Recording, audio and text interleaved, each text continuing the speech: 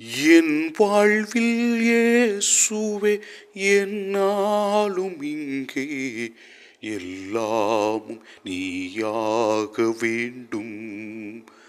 எந்தன் எல்லாமும் நீயாக வேண்டும். ஆண்டவரே இயேசுவே, நாங்கள் உம்மில் நம்பிக்கை வைத்து உமக்கு ஏற்றவர்களாக வாழ்ந்து ஆசீர்வாதம் பெற்று ஆசீர்வாதமாக இருக்க அருள் தாரும்.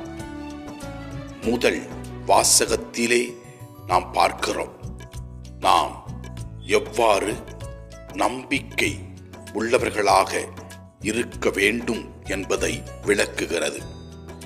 நம்பிக்கை என்றால் என்ன என்பதை கூறுகிறது.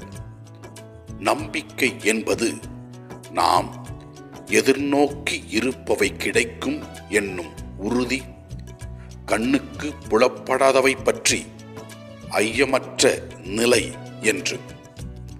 மேலும் எவ்வாறு மூதாதையர்கள் நம்பிக்கையோடு வாழ்ந்து ஆசீர்வாதத்தை பெற்றுக் கொண்டார்கள் என்பதை விளக்குகிறது.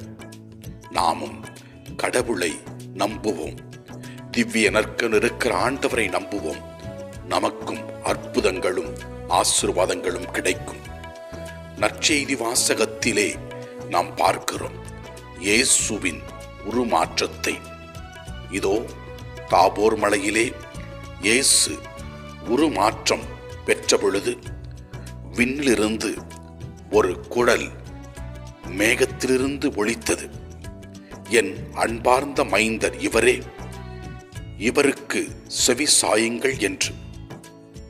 ஆண்டவருடைய வார்த்தைகளை நாம் கேட்டு அவர் சொல்கிற வார்த்தைகள் படி நாம் நடக்கும் பொழுது நமக்கு அற்புதங்களும் அதிசயங்களும் நடக்கும்.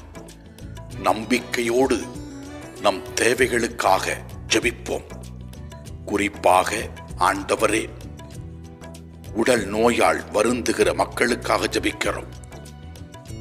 எங்களுக்கு உடல் சுகத்தை தாரும், வேலை வாய்ப்பை தாரும், குடும்பங்களிலே அமைதியை தாரும். எல்லாம் வல்ல இறைவன் தந்தை, மகன், தூய ஆவியார் நம் ஒவ்வொருவரையும் ஆசீர்வதிப்பாராக. இயேசுவுக்கு புகழ், மரியே வாழ்க. ஆமன். அருளாளர் ஜான் ஃபிசோல்.